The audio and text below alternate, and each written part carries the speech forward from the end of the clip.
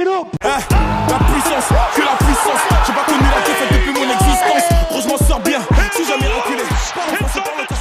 Bonjour à toutes et à tous, bienvenue au podcast La Sœur, Guillaume toujours présent.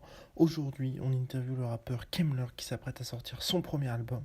Après le single 10 du Bayern, il revient avec Mona Lisa, deuxième single de son premier album donc, qui est sorti ce vendredi 22 décembre. Enjoy. Hello Kemmler, merci d'accorder cette interview à La Sœur, comment ça va ? Bah écoute, ça va, ça va. Merci à vous de m'interviewer. Super. Alors est-ce que tu peux te présenter pour les auditeurs et les lecteurs qui ne te connaîtraient pas, un peu sur ton parcours et également en fait les Inouïs du Printemps de Bourges qui t'ont quand même pas mal révélé? Bah écoute, moi ça fait 13 ans que je fais de la musique. Mhm. Ça a commencé à marcher pour moi il y a 1 an et demi, avec un morceau qui s'appelle Seller en fait, qui a été sorti en totale indépendance.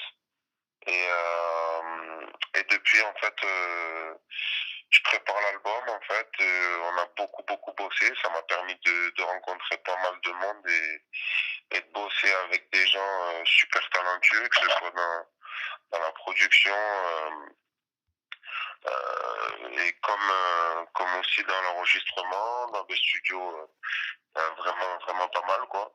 Et après, en ce qui concerne le printemps de Bourges, ben écoute, ça a été... Moi, le truc, c'est que les gens pensent que je suis arrivé là un peu par magie. Okay. Moi, ça fait 13 piges que je fais de la scène et que je bosse avec les mêmes personnes scéniquement. Donc, il y a quand même une entente qui se crée et des facilités scéniques. Si tu veux, au niveau du printemps de Bourges, on a pas mal bossé avec ces gens-là pour arriver à un show plutôt cool. Ça a été, je pense, un bon moment parce que ça a pu être la première fois que je fais des morceaux que j'ai bossé pour l'album. D'accord. Donc les retours ont été assez cool et c'est vrai que ça nous a permis encore une fois ça revient à ce que j'ai dit, on a rencontré pas mal de monde grâce à ça aussi. Ça fait 1 an et demi qu'on rencontre des personnes qu'on n'aurait peut-être pas rencontrées avant et qui nous permettent d'avancer et qui me permettent moi d'avancer dans ma musique. Et justement, le single Seller qui était sorti début 2016, c'est vrai que ça avait été un énorme succès. Est-ce que ça a changé quelque chose dans ta démarche, dans le sens où c'est passé de passion à envisager ça en tant que métier, ou c'est plus une reconnaissance en fait de la part du public qui t'a fait dire bah je pourrais peut-être continuer éventuellement là-dedans? En fait, si tu veux, c'est un petit peu avant où je me suis dit ça. Moi j'avais mis de la thune de côté avec un gars qui est aujourd'hui un petit peu mon homme à tout faire, j'ai envie de dire, parce que je bosse avec un gars qui s'appelle Tolek, qui est beatmaker, qui est aussi mon DA, qui est mélodiste sur quelques refrains aussi. Donc, si tu veux, on bossait ensemble avant, hors musique. Donc, on passait ensemble et on s'était dit, on avait mis de la thune de côté et on s'était dit, pourquoi pas tenter un dernier truc. Moi, à la base, je suis en groupe. Mon groupe s'appelle Renégat. Et je m'étais dit, je vais essayer de faire un truc solo. J'ai pas mal de trucs à dire. Et ça serait bien de faire le truc vraiment carré pour une fois. En 10 piges, j'avais jamais fait ça vraiment carré, tu vois. Donc, on s'est dit, voilà, on s'enferme 3 semaines dans un studio. On fait un vrai truc. Et on essaye de faire monter le truc petit à petit. Donc c'est là vraiment qu'on s'est dit voilà, on prend les choses vraiment au sérieux, on va essayer d'en faire un métier. Après on s'attendait pas que ça fonctionne aussi vite parce que le premier morceau qu'on sort, on fait 600 000 vues très rapidement et il y a beaucoup de gens qui s'intéressent à nous et qui s'intéressent à ce qu'on fait. Donc ça a été très très rapide. Ensuite ça a été un petit peu lent pour façonner l'univers si tu veux. Mais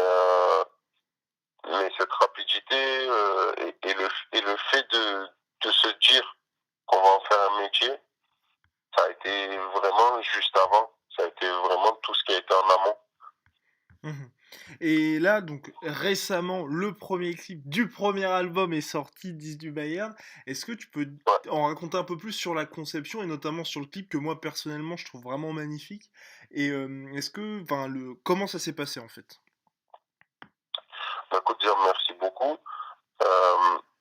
En ce qui concerne le morceau, c'est un des derniers morceaux qu'on a enregistré et même que j'ai écrit pour D'accord, l'album. d'accord. Euh, je peux même te dire que à la base, je l'ai écrit pour ce qu'on appelle les thématiques en fait. Mmh. C'était une petite série qu'on avait conceptualisée. Si tu veux, c'était des petits morceaux en attendant l'album euh, pour faire monter un public Mmh. avant de sortir les morceaux du projet. Et Mmh. quand je l'ai écrit en fait, très vite tous les gars avec qui je bosse, on commence à me dire ouais c'est vrai qu'un morceau comme ça c'est vraiment bien, ça serait bien que ce soit un morceau pour l'album et puis ça kick. Donc ça serait bien de rentrer comme ça en montrant qu'on sait vraiment faire du bon rap. Mmh. À la base il n'y avait pas de refrain de fin. On s'est dit ouais ça serait peut-être bien de faire un refrain de fin.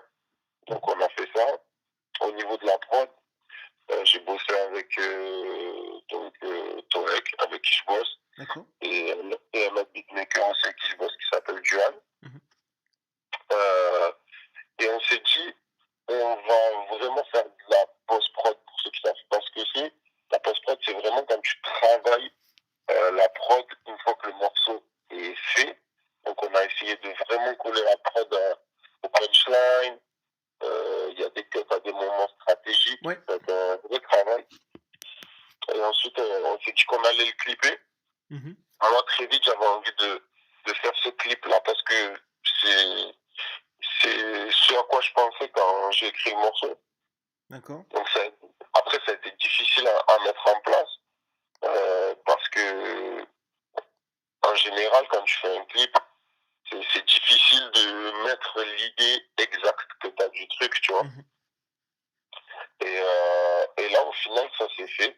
Ça s'est fait. On travaille donc avec un nouveau réa. Et t'as été qui impliqué s'appelle- dans le processus de création du clip ou tu regardais ça un peu de loin et tu donnais tes avis en fonction des Non, en résultats? fait, totalement. Si tu veux, euh, on bosse à 5 ou 6 dans les processus de création de tout D'accord. ce qui est clip et concept.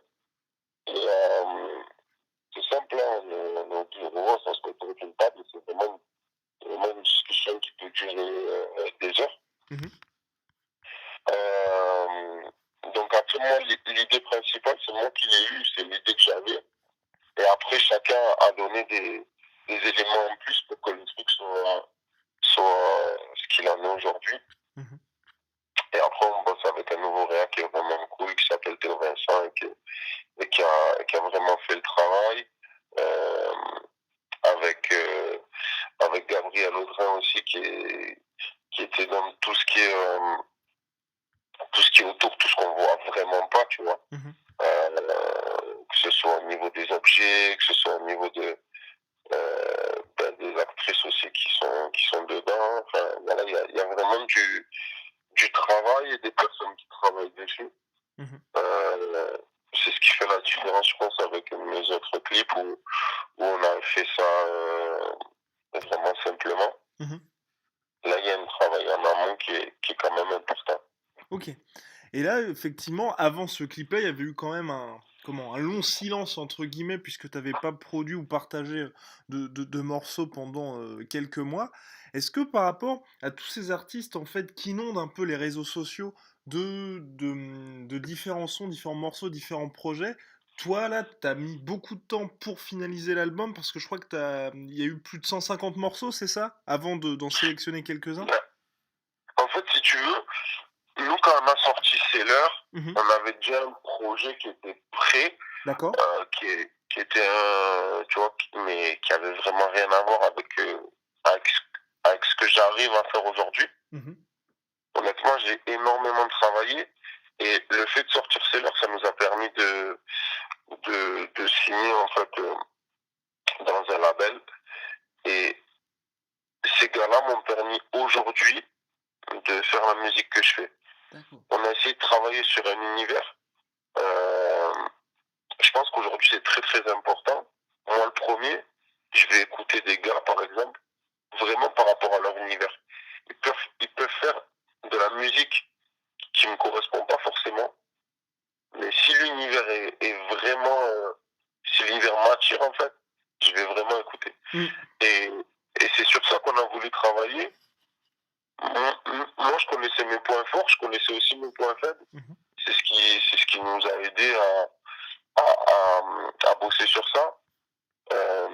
Après, on s'est dit, on veut pas sortir un truc pour sortir un truc, on s'en fout, en fait. On veut vraiment bosser, arriver à faire 13, 15 morceaux qu'on apprécie vraiment et dont on est fier et que je vais avoir du plaisir à défendre, en fait. Et justement, là, le fameux premier album, hein, pour tout rappeur, même pour tout artiste, c'est vraiment un palier important. Est-ce que tu as un peu de pression par rapport à ça? Et comment tu te prépares à la sortie qui est prévue pour 2018, hein? Ouais, c'est ça. Voilà. Ben, écoute, j'ai un peu de pression dans le sens où c'est un peu mon bébé, tu vois. C'est la première fois que je réalise un album. Et d'un autre côté, après, j'en ai beaucoup moins que des mecs qui sont installés. Parce que je le suis pas du tout. Aujourd'hui, on est très réaliste sur les gens qui nous connaissent. Et on commence à se faire connaître. Et on est connu par un noyau, on va dire, à l'intérieur du rap. Dans ma ville, en général, on sait ce que je fais. Mais après, à l'extérieur, pas forcément. Donc c'est vrai que c'est une pression en moins.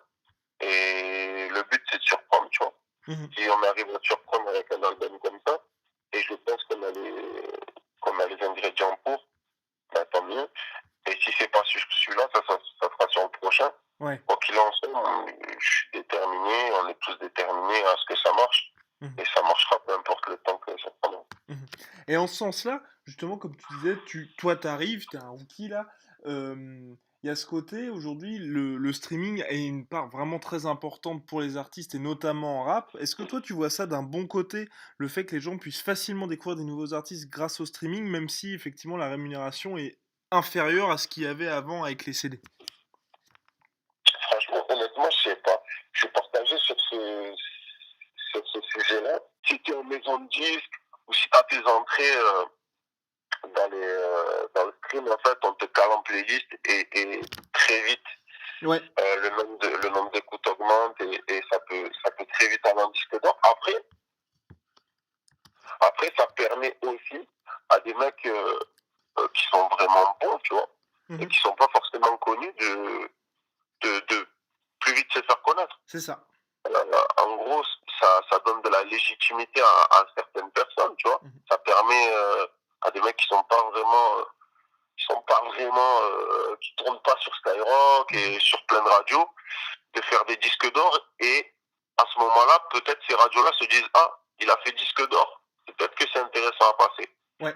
Et donc, c'est à double tranchant. Après, moi, j'estime que si une personne a un cercle d'écoute et si tu veux, à beaucoup de personnes qui l'écoutent et qui font tourner, etc. Oui. Peu importe moi ce que j'en pense artistiquement, c'est qu'il a une légitimité, en fait. Oui, c'est ça. Bah, l'avantage du streaming, c'est, je pense aussi que le bouche à oreille, entre guillemets, peut vraiment fonctionner parce que les gens s'envoient le son sur WhatsApp, sur Facebook, sur Messenger, un peu partout. Et ça peut très vite avoir un effet boule de neige. Et là, par rapport à ça, est-ce que toi, parce que voilà, le son est sorti, est-ce que qu'est-ce que tu as pensé des retours en fait du public? Parce que ça a pas mal marché sur Facebook, j'ai vu au niveau des vues, des likes, tout ça, du premier clip. Ben, écoute, c'est cool. Non, on s'était pas mis de barrière, on s'était pas dit, ouais, il faut qu'on fasse tant de vues, tant de likes, tu vois. On s'est pas dit ça comme ça. On a clairement pas sorti le morceau le plus entre guillemets commercial en premier. Ouais. On essaye de faire monter le truc petit à petit, on choisit les clips. Écoute, on était plutôt contents. On s'est dit, écoute, c'est cool, on a fait quasiment 200 000 vues en 10-15 jours. Ouais. Franchement, c'est pas mal. Moi, j'essaye de me poser 2-3 soirs par semaine et de lire un peu les commentaires, tu vois, de regarder un peu ce que les gens disent. J'ai trouvé ça plutôt positif aussi. Après, voilà, il y a des commentaires négatifs et tout. Moi, franchement, honnêtement, quand il y a des commentaires négatifs, ça me fait marrer. Enfin, j'aime bien les lire aussi. Et je trouve que les commentaires négatifs, ça a son lot de trucs cool, en fait. Oui, bah oui. Il y a des commentaires négatifs qui sont constructifs. Après, t'as ceux où le mec te dit, j'écoute pas, c'est un fils de pute. Tu vois, et c'est marrant. Tu vois, c'est marrant de dire ça. Moi, je suis très détaché à ce niveau-là. C'est-à-dire que les commentaires négatifs vont pas me toucher. Après, les commentaires négatifs constructifs, je vais carrément les lire et peut-être prendre des trucs de ces commentaires négatifs-là. Après, ceux qui sont dénués de sens, en général, je les screen, je les mets sur mon Snap et ça fait marrer un peu tout le monde et c'est cool.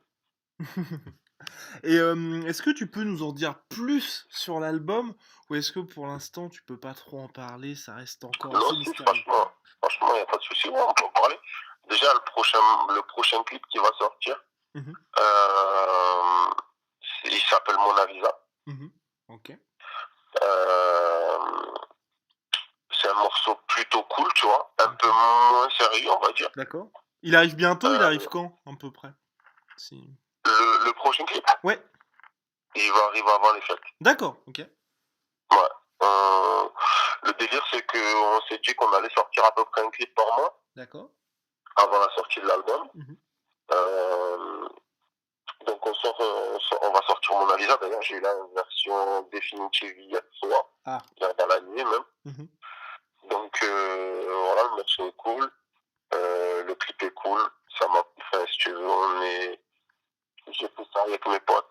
Donc on nous a filé une villa monstrueuse et on nous a dit de kiffer avec mes potes, tu vois. Donc on a passé, en tout cas, la tournée, c'était vraiment cool. J'espère qu'en regarder, ça sera aussi cool. Et au niveau de l'album, ça parle énormément de ce qui me régit, vraiment ce que moi, j'ai l'habitude de vivre, tu vois. J'ai beaucoup des références footballistiques, comme tu le vois dans le titre du premier morceau. Parce que moi, je suis de foot, tu vois. Je parle beaucoup de meufs. Je parle beaucoup d'amour et de différentes sortes. Parce que pour moi, si du Bayern, je parle d'amour, tu vois, même si c'est pas un amour classique. Ouais. Mais c'est de l'amour quand même. Et parce que je me suis rendu compte aussi que ces sujets-là, c'est des sujets intemporels. C'est-à-dire dans 10 piges ou dans 50 piges, les mecs voudront toujours coincer des meufs et les meufs voudront toujours se faire charmer par des mecs. Comme ça, c'est intemporel, tu vois. Ça changera jamais. Et voilà, je parle beaucoup de ça, je parle de mes potes. Il y a des morceaux qui sont plus marrants parce que ça résulte en fait de délires que nous on a en studio et qu'on a dans la vie de tous les jours. Moi je suis un gros chambreur et ça se fait sur certaines méthodes. Et après voilà, il y a d'autres morceaux qui sont plus sérieux parce qu'il y a ces périodes-là où moi en général j'écris la nuit, très très souvent. Et je suis chez moi, je suis dans mon appart et on va m'envoyer une prod, il va y avoir des... Tu vois, je me calque beaucoup sur la prod. En général, c'est la prod qui me donne l'idée du truc. Et je reçois une prod et ça va me donner peut-être des idées noires et je les retranscris. Donc c'est vrai qu'il y a ce mélange-là dans l'album. J'espère que c'est ce qui plaira aux gens. Je pense que tout le monde pourra s'y retrouver. Et t'as fait des collaborations sur l'album? Il y a combien de morceaux? Ça, c'est déjà acté ou? Alors, on n'a pas acté encore le nombre de morceaux. D'accord. Si tu veux, là, on en a 20 exactement. Et on va la réduire entre 13 et 15, je pense. Et au niveau des collabs, j'ai collaboré avec des beatmakers électro, qui sont des gros producteurs électro internationaux, et avec lesquels j'ai bossé. Ça n'a pas été, si tu veux, juste un envoi de prod, genre, tiens, écoute, ça a été un travail ensemble, tu vois.